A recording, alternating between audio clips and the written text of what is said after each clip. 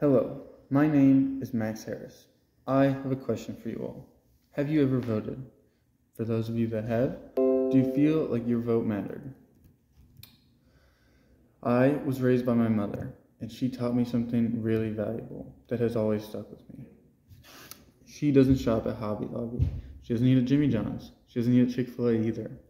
I personally love those restaurants, but she will never spend her money there. If anyone tries to convince her to go there, she will always say, "We vote with our dollars." What does that mean? To a little kid, too. Well, now that I'm older, I understand what she meant.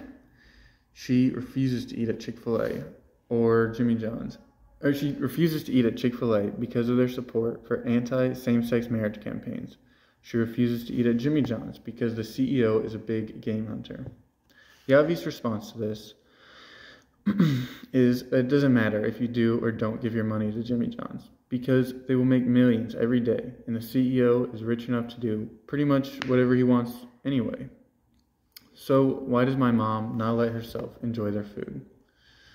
Well, every time you vote, it's not going to have a direct impact on the result of the election. But that's not why you vote. I'm trying to say you should think about who your money is going to. I'm not saying that if you eat at Jimmy John's, you are directly supporting a man who kills elephants and rhinos, but money is power. And giving money to companies like that gives power to people like that. I'm sure a lot of you have seen this graphic, and I'll show this graphic. But for those of you who haven't, it basically shows a web of how 10 companies supply us with everything we eat and drink. If you'll notice, Nestle owns a large part of the left side. Take into consideration their recent lawsuit. And I'll show this quote up on the board. The companies had aided and abetted human rights abuses. This company that supplies us with so much profits so much off of child labor. This lawsuit was in 2021. Oh, and Nestle won, by the way. So they're still using the same plantations and practices for their multi-billion-dollar company. I hope you have a picture for just how powerful and evil some of these companies can be. The next thing I want to teach you guys about is lobbying. I'm sure you've heard of it, but do you know just how similar it is to true corruption?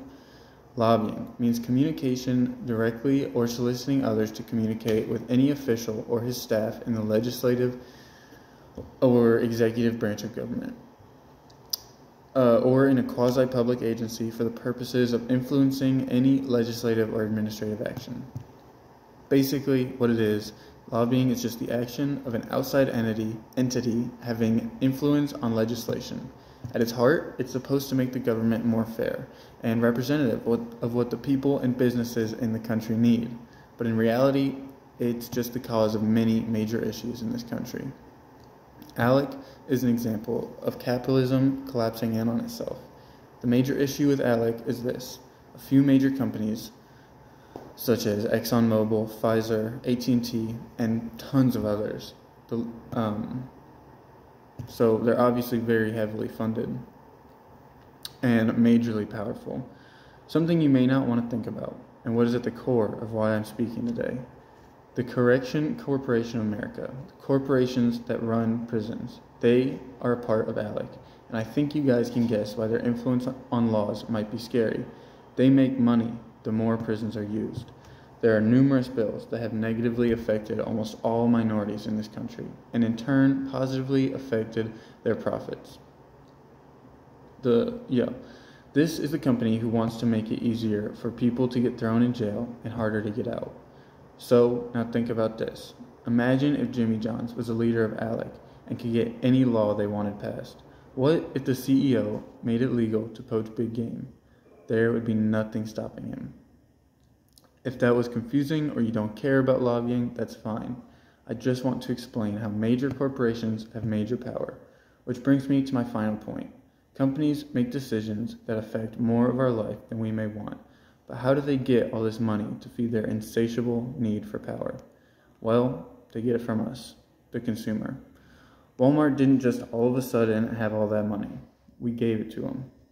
So I'm asking you all, just the same way you think about who you vote for, think about who you are giving your money to. As well as we all know, money is power. And every time you spend money, you give some of that power away. So please think about who you're giving that power to. Thank you.